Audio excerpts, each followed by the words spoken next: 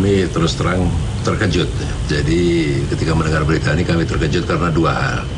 Pertama, terkejut karena masih ada orang yang berani ya setelah ada langkah-langkah yang begitu baik oleh KPK, setelah ada beberapa anggota DPR yang sudah ditangkap menjadi tersangka dan sebagainya, kok masih ada yang nekat berani. Itu suatu kejutan. Yang kedua alasannya adalah kami juga sangat terkejut karena partai kami itu didirikan sejak reformasi dan memperjuangkan cita-cita reformasi, ingin menciptakan satu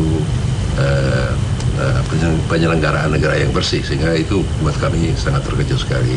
Jadi memang benar Mbak Desi, secara resmi DPP telah memberhentikan yang bersangkutan Saudara Abdul Hadi Jamal dari kedudukannya baik sebagai pengurus maupun sebagai anggota Partai Amanat Nasional. Dengan demikian artinya dia juga berhenti sebagai anggota DPR, nantinya harus diambil langkah-langkah demikian. Saya kira buat partai kami tidak ada toleransi sama sekali. Partai Anda merasa kecolongan dengan yang dilakukan Pak Abdul? Ya, saya tidak tahu apa istilah yang tepat kecolongan ya, tapi saya itu kenal Saudara Abdul Hadi Jamal. Saya sendiri terkejut, orangnya begitu baik, banyak membantu orang lain dan sebagainya. Tapi ternyata godaan setan ini memang sulit dihindari sekali ya. Walaupun tetap saya mengatakan ya bahwa kita harus menunggu proses hukum, kita harus tetap menghormati azas praduga tak bersalah. Tapi mendengar bukti-bukti yang begitu gamblang itu ya kita semua masih meragukan? Tidak meragukan ya, tetapi tetap saja proses hukum harus berjalan ya. Kita tidak boleh menvonis sekarang ya. Azas praduga tidak bersalah itu tetap dilakukan, tapi saya kira bukti-bukti sudah begitu kuat lah. Pak Toha, gimana sih Pak kemudian proses rekrutmen yang ada di Partai Amanat Nasional? Ya, memang sekarang ini, apalagi sekarang ya pada mendekati pemilu ini, saya tidak berbicara Partai Amanat Nasional saja, saya partai-partai lain juga begitu ya, mencoba merekrut orang-orang yang bisa mendatangkan suara lah kira-kira ya, karena pemilu ini masalah menang atau kalah gitu ya. Di Partai Amanat Nasional sendiri kita dalam merekrut itu ya mencoba untuk mencari orang-orang yang mempunyai platform yang sama dengan partai ya. Kemudian kalau bisa punya ideologi lah, kalau bisa disebut sebagai ideologi yang sama, dan juga mencari orang-orang yang punya integritas, bukan sekedar kemampuan. Tapi dengan agenda pemberantasan korupsi seperti yang dinyatakan oleh Pak Iskandar tadi, jangan-jangan memang cuma KPK sebetulnya yang bekerja untuk menyelesaikan korupsi di negara. Jadi begini, memang ini KPK saja tidak cukup ya. Jadi memang sistem itu juga harus dibenahi dan harus juga diciptakan suatu budaya baru di penyelenggara negara. Yang saya maksud demikian ya, biasanya korupsi itu dimulai ya dengan pelanggaran-pelanggaran etika lebih dahulu ya. Kalau pelanggaran etika ini tidak dikendalikan, itu langkah berikutnya adalah pelanggaran hukum.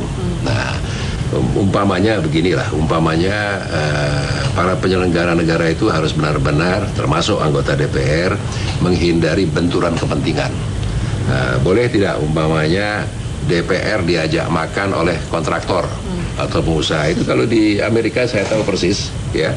Kalau kita ngajak makan anggota Kongres, dia nggak mau dibayarin, bayar sendiri-sendiri, aturannya begitu, dilarang ya. Nah, masalah-masalah etika ini harus dibenahi juga. Oleh karenanya Badan Kehormatan di DPR ini juga harus diperkuat wewenangnya, kalau perlu bisa mengusulkan untuk memperhatikan anggota DPR. Nah, di luar itu juga barangkali ada pembicaraan mengenai masalah wewenang DPR. Apakah wewenang DPR umpamanya dalam menyetujui satuan 3 dalam anggaran itu yang mendorong orang untuk kemudian melakukan hal-hal semacam ini? Saya tidak cenderung demikian. Kenapa? Karena kalau satuan 3 itu dihapus dari wewenang DPR, itu artinya menghilangkan kemungkinan korupsi di DPR, membiarkan eksekutif untuk terlalu bebas bisa terjadi di sini. Jadi yang dicari saya kira itu adalah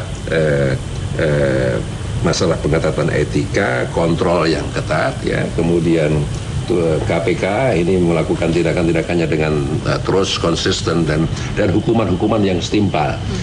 Tidak bisa satu saja, kombinasi dari seluruhnya ini. Dan saya setuju dengan Pak Johan tadi, jangan KPK sendiri yang bergerak. Jaksa Agung gimana? Ditindaklanjuti. Sekarang kalau kita hanya mengandalkan badan kehormatan yang ada di DPR kan, dia bertindak kan setelah ada pengaduan.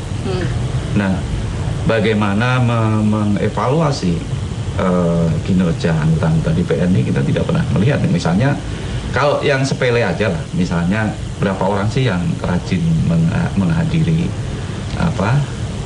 ikut rapat-rapat dan sidang dan sebagainya.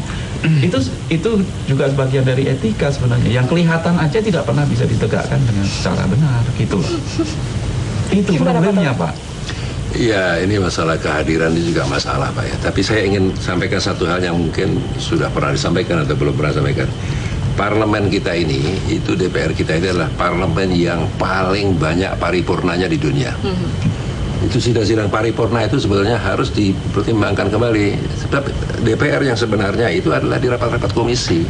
Rapat komisi, rapat pansus, rapat-rapat panitia anggaran, panitia untuk membuat undang-undang. Nah, kita sedikit-sedikit paripurna. Padahal seluruhnya itu sudah diputuskan di komisi-komisi itu, Pak Johan ya. Jadi memang tidak ada dorongan orang untuk menghadiri rapat paripurna. Itu mungkin perlu ada satu review. Saya sudah sampaikan berapa kali kepada kawan-kawan ya. Di beberapa negara itu paripurna itu Pak belum tentu 3 bulan sekali. Itu kalau perlu voting baru paripurna pokoknya. Sehingga memang kosong itu kalau di paripurna. Tapi kalau kita ke rapat-rapat komisi selalu penuh itu. Bagaimanapun ketika orang-orang yang sudah duduk di lembaga sana, di lembaga yang terhormat itu juga paling tidak memperlihatkan keinginan untuk memang melakukan pemberantasan korupsi. Nah, ketika itu dibenturkan dengan rancangan undang-undang Tipikor yang belum juga sampai sekarang selesai, kemudian banyak kalangan berpendapat itu adalah salah satu upaya untuk kemudian dalam tanda kutip menghilangkan kewenangan dari KPK. Sampai kemudian ketua KPK pun harus melapor kepada presiden. Iya. Jadi memang saya kembali sedikit dulu kepada deklarasi tadi itu. Jangankan deklarasi, sebetulnya anggota-anggota DPR sudah disumpah. Itu sumpah itu lebih atas dari bukan anggota DPR saja, seluruh penyelenggara negara sekarang sudah disumpah ya. Jadi itu malah justru lebih berat.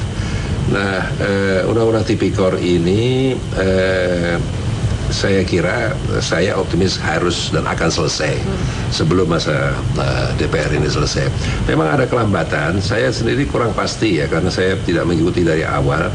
Saya dengar itu kelambatannya justru di pemerintah, di eksekutif belum memajukan. Kan sudah masuk ke DPR?